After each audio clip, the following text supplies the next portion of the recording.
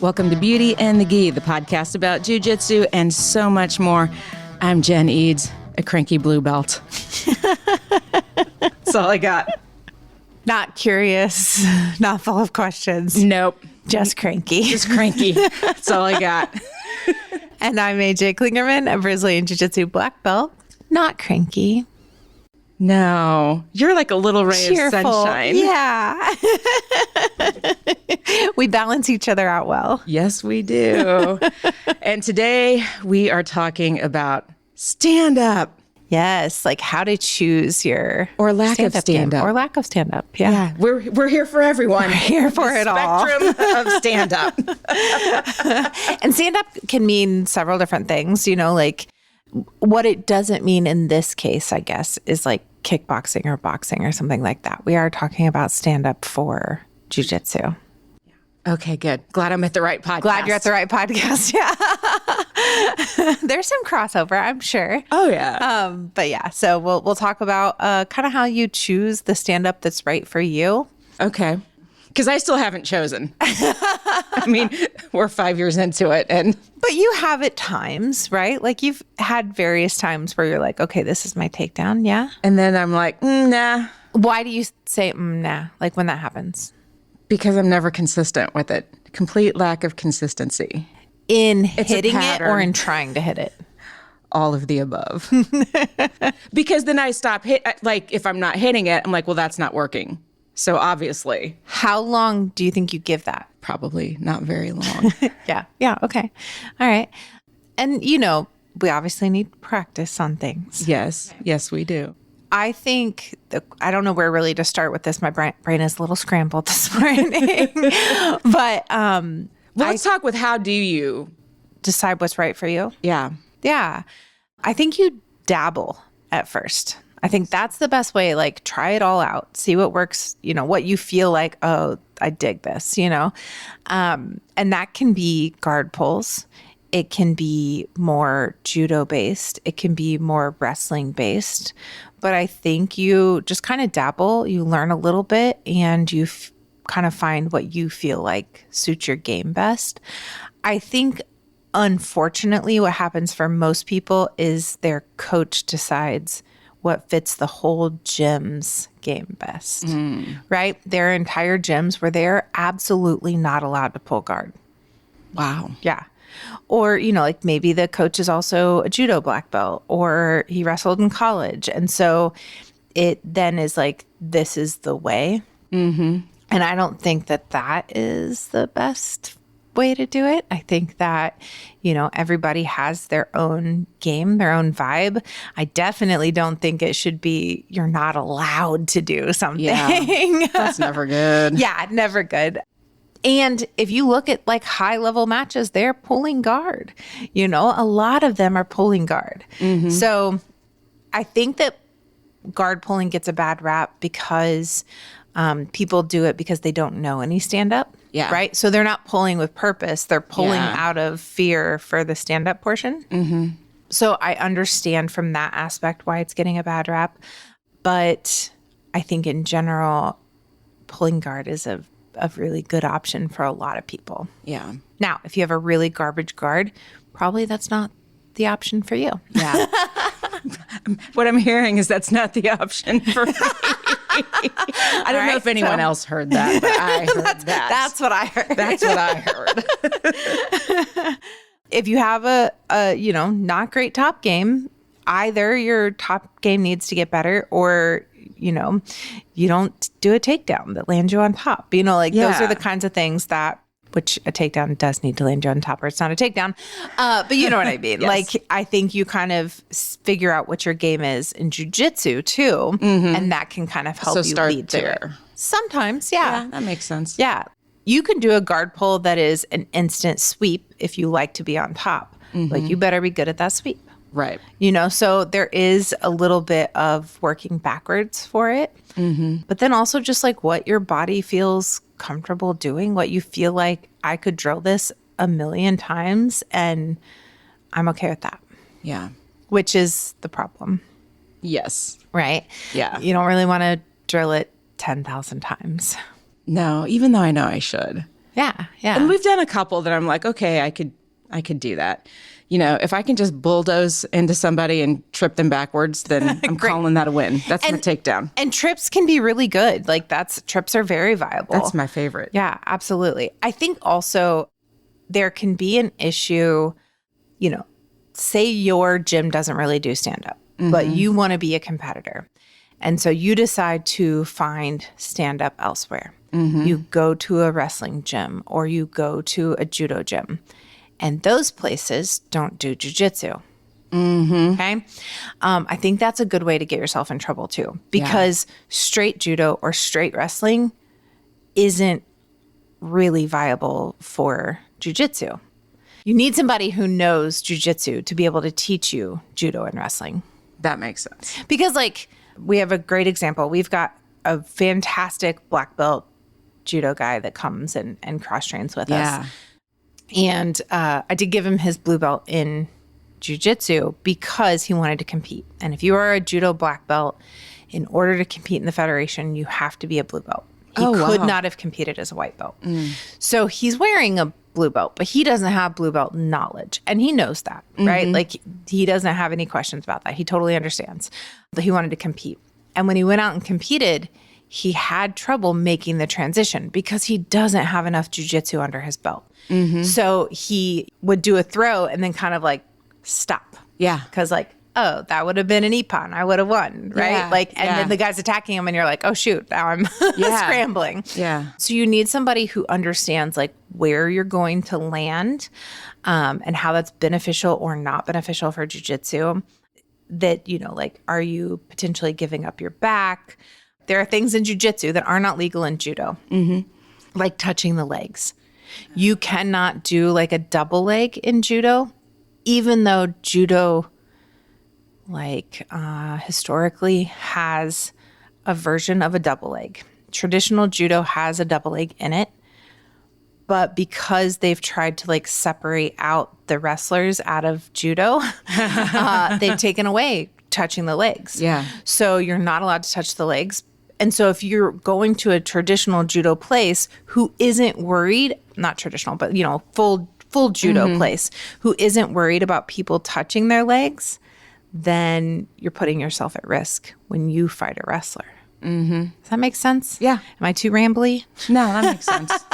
Yeah. So I think that it's important that you try it all, but from people who know jiu-jitsu. That makes sense. Yeah. My old school that I used to train at, we did learn a little bit of wrestling, a little bit of judo. The instructor had some solid takedowns. We used to have a phenomenal wrestling coach that I did a lot of privates with. He was also a black belt in jiu-jitsu. So, I could learn a lot and learn the wrestling I needed for jiu-jitsu. Yeah. But we still mostly started on our knees. And I have people come in here all the time that are like, I don't go anywhere else where everyone starts standing. Almost every round, people are starting standing. Yeah. So you've been through the transition. Do you think that we were doing as much stand-up before? Okay, I have a side to this, but I'm going to let you answer that question. I don't think we were. Yeah. No. I don't think we did as much. Now we have a takedown or a guard pull of the month. So that's been really helpful. It's been so helpful. Yeah. I really think it has. I think it's given us something to drill continuously and really get that in our head. Yeah. And then you get to choose down the road. If you compete, you can go, oh, I really loved February's takedown. That's going to be my takedown. So that's been helpful to actually teach a takedown every single night, or even it's the same one, but you're going over it again and again. But I think at Endurance, we still did a lot of stand-up. Maybe not as much as we do now, but we did do a fair amount in the classes I was teaching. Because, they were smaller classes there. They weren't the nighttime classes usually. So most of us were used to starting on our feet because we had the room to do so. Yeah, that's true. And that is a problem, at a really packed gym is you might not have the room to start on your feet. So then how do you work that in? I mean, That's I think tough. it is tough. I think you have to find time to, get together off training times or work after class or come in before class or something like that to be able to work your stand-up stuff too. Yeah. It's nice in the morning. We have plenty of room. Plenty of room. Yeah, exactly. You might not be awake enough to think about a Right? takedown. No, I'm just kidding. No, that's true. That's true. I'm like, wait, the February takedown. I remember I like that. This morning I asked the question like, okay, tell me what you found from that. Give me what reactions you got. And everybody just stared. And I was like, nobody's brain is working. No, there's something about 6 a.m. Right? No thoughts, just vibes. Yes. But you did come in with an intention this morning. I did. And you hit that. I told Nick I was going to choke him, and I did. It took me almost 5 minutes to get there. Yeah, but you did. But I did it. Yeah. I think that's great. Like now you just need an intention for what you're going to do to Son or Whitney or, if you want to have or you're going to hit the intention of like, I'm going to choke everybody today. Yeah. I'm going to hit a choke on everyone. Yeah. I'm going to hit a takedown. Yeah. So As soon as we figure out what that is. As soon as we figure out what it is. So let's talk about it right now. What do you think would be good for you? I will say the February takedown, but nobody knows what that is unless they were here in February. Exactly. And I don't know the technical name of it. This is why my wife should be on the podcast more often because she knows everything. Yeah. So there's what we call February because I can't remember the real word, but it is a trip takedown. So that's perfect because you did say the trips and pushing people backwards. That works best for you, which was our February takedown. Mm-hmm. So for me, it at one point was like overhook to valley drop. Yeah. Okay. That was my A game takedown. And every Tuesday we would get together and do what we then called Takedown Tuesday, what we now call Toe-to-Toe Tuesday, and drill the takedowns. And why that was so good for me is because I started getting people's reactions to that, right? Like people were going booty out so hard and head forward that I was struggling to take them back with a valley drop. And so, my coach at the time was like, try this instead. That didn't work. So I tried it for the next week, didn't work. Gave me another option. Try this instead. Tried it for the next week or two, didn't work. And so, I had to figure out what my best change up was for that. Like, how can I adjust this that it works for me? Because, I'm not a strong boy. That wasn't, they're like, well, just stand them upright. Oh, I'm maybe short for my weight class or, I'm not very strong or whatever. So that stand them up was hard. So I had to adjust my takedown, and Brisser helped me a lot with that. Like she helped me figure out what might work best for me. And that became my A game takedown, but it all was derived from what my takedown was. Yeah. Right. I knew what entry I liked. I knew where I wanted to be, where I wanted to land. And we just had to make adjustments to get me there. So kind of the same with you. Like, I think that you come in with the intention that you are going to hit February in every round. Like, you're not trying to hit other stuff. You are trying to focus that takedown. And then you're trying to pay attention. Why can't I get it? What are they doing that's keeping me from it? And how do I adjust to force them into it? But if you don't have one thing, and this goes for your entire game plan, if you don't have that focus of like, I am trying to hit this thing and it's not working, then I can't help you. Like if you just go, hey, I can't get anyone to the ground. And I'm like, oh, what are you trying? To take them down. Cool. How are you trying to take them down? Well, I'm trying to take them down. Right? Then I can't diagnose that. But if you can come to me and say, well, I'm trying February, but I can't seem to get in on them. I can't seem to get close enough. Yeah. Then we can start to address that. Well, we'll have some things to fix. But I mean, the thing is you can't give up on it too quickly. Yeah. And that's why, like, when we go into a training camp, okay, so a bunch of us are about to start getting ready for Worlds, and by us, I don't mean me. Or me. So We don't mean us, but a bunch of our students and teammates are getting ready to go to Worlds. But when they start that training camp, they should know what their takedown is, which means they should have been figuring that out before camp starts. If camp starts and then they're trying to figure it out, we don't have the time. Yeah. It's too soon. It's too soon to diagnose that and really get in enough reps. Yeah. It's my opinion, at least. Makes sense. Yeah. Yeah. So figuring out what your takedown is in the off season or your guard pull, and then, figuring out, diagnosing what's wrong with it, why it's not working, how you can fix it. And then when you go into a training camp for a competition, this is what I want. This is what I'm good at. And even still to this day, so that was my 2020 game plan. I'm going to be honest, even to this day, that's what I want, right? Like that's still what I'm going to go back to because I have so many reps in on it. And I'm going to change it a little bit here and there, but like for the most part, that's probably going to remain my A game. I mean, if it's working. And most people don't change their A game that much. Like, yeah they'll change it as they progress from white to black belt. But a lot of times what a black belt is doing is what a black belt does. Yeah. Like you don't see Rachel going out, Rachel Casillas, we're obsessed with her now. We talk about her a lot. She's my coach and she's one of my really good friends. So, but you don't see her going out and starting to work takedowns. And she'll say, like, if I'm on top, something went wrong. And, people can study her film and go, okay, I know what she's going for. This is exactly what she's trying to do. And she's still going to do it to you because her game is her game. You just have to figure out what your game is.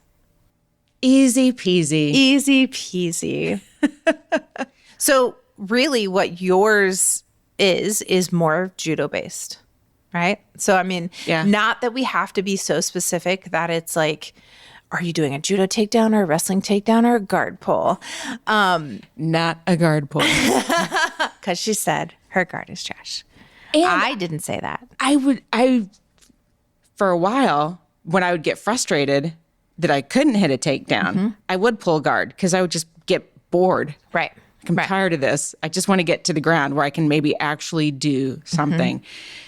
And I had to kind of break myself of that because I was bored or tired of doing stand-up. Like pulling guard was still not the right choice for me. Yeah, because again, you weren't pulling guard because you had intention with your guard pull. You were pulling guard because you didn't want to stand up. Right. Right? Like that's the same thing. That's exactly right.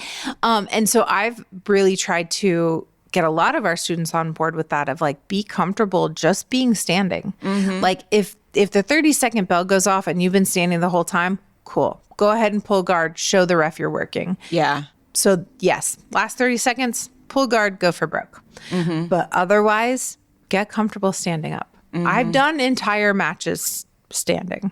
I kind of make it a little game sometimes. Like, I'm not going to let them take me down. Yeah, I'm full of no. Yeah. No. I need to get a little more of that. But yes. You need to be full of no in a dismissive way and not an angry way. Oh, there is a difference. Does that make sense? Oh, yes. Yeah. That explains a lot. Yeah, because like I think that you have a more tendency, hence how you introduced yourself, right? I don't even remember did you use the word grumpy? Cranky. Cranky. Okay. So you need to have no's that are not a cranky way, right? You're not like, oh, like that's like, that feels more cranky. Yeah. But more of a like, psh, absolutely not. Denied. Yes. Don't even think about it. There's some work to be done. Yes. I think that could be helpful though. Like more of a playful. No, I don't think so. Not today, Satan. Yeah. So speaking of stand-up, since we're talking about it, our next white belt camp is a stand-up camp. Oh, it is? Yeah. When is that? It is September 20th through the 22nd. Okay. I think it's $200 for the weekend. And we will do wrestling-inspired takedowns, judo-inspired takedowns, guard pulls. We'll do all kinds of different stuff. So if you are struggling with knowing what stand-up game you like, if you would like a weekend of dabbling in all of it to try and figure out what's best for you, and you want some guidance in like that was it. That was really good. And we'll do some Q&A sessions. We always do. So you can, like say, this is my takedown. Why is it not working? Why can't I finish it? We'll have time for that. And obviously lots of time for rolling and stuff. And we always, okay, here's the thing. I am 44. At that point in time, I'll be almost 45. I don't do stand-up that is big, flashy stand-up. Right? Like right. I am not trying to do a big feet overhead judo toss. Like I'm so thankful for that. I will teach some shots and stuff, but like I'm not trying to do blast doubles and stuff. I'm too old for that. Yeah. So if stand up makes you nervous, this is going to be a great camp for you because it is going to be really the gentle art of stand up. Yeah.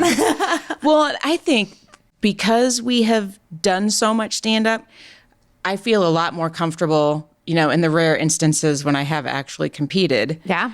That I'm not worried about, oh God, what am I going to do? Right. When I get out there. Yeah. Yeah. It's been really helpful. I think, like I was so nervous competing, like I would have full-blown panic attacks competing through purple belt because I wasn't confident on my feet. Like once we got to the ground, I'd be like, oh, yeah, okay, all right, just jiu-jitsu now. Like this I practice all the time, but I didn't practice stand-up enough and I would panic. So, having that under your belt really does make you so much more confident going into a match. Mm-hmm. Yeah. It really changes the anxiety level. I think so. I think it has helped me a lot. Yeah. One thing I've been trying to consistently do when I go and teach at people's camps, like whether it's, Alchemize camp or I've done some others at why my brain stopped working and I can't remember anything now. But when I go teach at other people's camps, I always try to start with a takedown because so many of those women never do takedowns. Yeah. And so let me show you one that is easy and attainable and safe. And like at Alchemize camp, several women came up to me and they were like, I still use the takedown you taught me last year. Nice. Yeah. Yeah. That's cool. Yeah. I think it's really good. Like, I think, like we can do hard things. Yes. And so, yeah. What's coming up for your camp, which is coming up next month? Coming up so soon. I teased it on the Facebook page, but we do have a big announcement coming. And I think potentially that announcement will come on the next episode of Beauty and the Gi. Okay. Which is funny because you don't even know the announcement. I don't know the announcement. And I feel like that would be helpful. I'll tell you when we're off the air. Okay. But yeah, so we do have a big announcement coming. Camp is it is just over 30 days away, which is crazy. God, I got to start practicing my lip sync battle. Yes. Same. And I have to start practicing it with one arm. But are you doing Def Leppard? No, but that's what the other day I was like having a meltdown about not being able to use my arm. And I said, if the drummer from Def Leppard can do it, I can do it. He's like a motivator. Right? Exactly. Yes. Exactly. Yep. That's what I'm voting for. Yes. But yeah, so there's still a lot to do. Workshops, super cool this year. Good. I think aside from like our opening workshop that you and I will do. We are? Yes, we've talked about it. We started talking about it at last year's camp. We did? Yeah. Okay. It's fine. We're good at pulling stuff out of our tushies. Yeah. It's going to be as good as my takedown. All three of our speakers are doctors. Yeah. Ooh. Yeah. We have like a medical doctor. We have a therapist doctor, and we have a physical therapist doctor. Cool. Yeah. So I'm really cool, like high level stuff here. Yeah. And our kids instructors are all amazing. I'm so excited about it.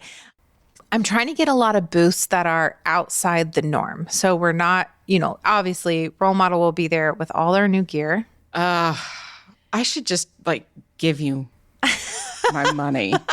I should just bring in cash and dump it. We released some of that this week. Yeah. Just a couple little things this week. Some tie-dye stuff. Oh, I love the tie-dye stuff. I know, me too. I'm so excited about it. But I'm also very excited about some of the other new stuff that we will not release until camp. So it will be secret until camp. But I'm trying to do some booths that are kind of outside the norm. So we are doing a braider. So if you want your hair braided, we will put out a schedule so you can get that done. We have massage therapists coming. We have a lady that does Color Street nails. They're basically stickers, but they're made of nail polish. I don't know science, but they're really cool. I have some on right now that have rainbows all over them, and they're so cute. Oh, those are so cute. Right? And they just come off with nail polish remover. Wow. It's fantastic. I love it. But they don't come off on the mat. I'll have these on for probably a week and a half, 2 weeks. That's cool. Yeah, fantastic. So she'll be there. And then Vita Jiu-Jitsu will also be there.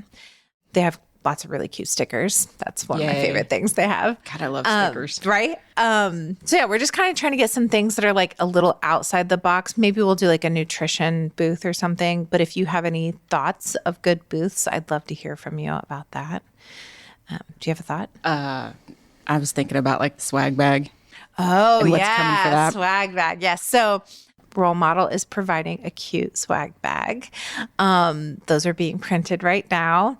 And then inside there will be stuff from Defense Soap. Yay. And That's always so nice. I know. Guy from Defense Soap has supported every single camp we've ever done. That's cool. He's fantastic. I love him. I love his products. Everyone should be using Defense Soap. It's great. I use it to clean the mats. Yeah. I have the wipes on, a big tub of the wipes on the mat, which I use immediately after kids class every time. Those snotty little germ-infested children. As soon as we shake out, I'm wiping my everything down. Handing one to other coaches. Here, let's clean up. But you love them. I do love them. They're just germ infested. So defense wipes. We have, obviously the soaps and everything. Defense soap is fantastic. Yeah. Gaidama is supplying some stuff and some stuff for the giveaway. Oh, cool. So every year we work with a couple different charities, one of which is our local women and children's shelter, and people bring donations. I will post what they're asking for right now. We usually end up with an entire van load full of stuff to give to them. It's so wonderful. They're always so thankful. But if you donate stuff, you'll get an extra ticket into the drawing. So Gaidama supplied several gift certificates for that. And we'll have some other giveaways for it as well. Element-T. Wait, it's actually Element. Yeah. I've been saying Element-T for years. And then somebody said element, and I was like, oh my God, I'm so dumb. It's a word. They just took out the vowels. Element. I will get that right. They are supplying hydration packets for us. Yay. And I actually have a call with Origin today. So cross your fingers that Origin also sends us stuff. Cool. And if you hear this and they didn't, well, no, I'm just kidding. No, I'm hoping that they'll send us stuff too. So yeah, we've got some really cool companies that are nice supplying some swag for everyone. That's fantastic. Yeah. So that's it, I think, as far as the updates go. Are there still spots if people do want to register? There are still spots available. We also have a couple. So we have a number that we try to do for sponsorships every year. So we do have some sponsorships available. I think 2 left of the sponsorships. So if you need help, if you can't afford to come, that is a way to do it. Also, black belts always attend for free. So we don't charge black belts, but some black belts choose to go ahead and pay. If they pay, we use that as an additional sponsorship. Oh, cool. Yeah. So they're just paying for somebody else to be able to go. So we do have spots left for that. And I think we only have got about 5 kid spots left. So wow. Okay. The next gen spots are almost closed, but we've got some spots left for the adults. So, all right. yeah. Great. You can register at rolemodelswanted.com. Fantastic. Get registered if you haven't. Yes. It's going to be a good time. It's going to be so good. Cool. All right, friends. Thanks for tuning in. We want to know, what is your go-to takedown? Or do you prefer to pull guard? Or are you like me and you have nothing right now? And that's fine too. We're going to get there. That's right. So that'll be the question in Spotify. If you're listening in Spotify, you can answer it there. Or if you listen to the podcast on YouTube, you can actually leave comments right there, which is super cool because we love to hear from you.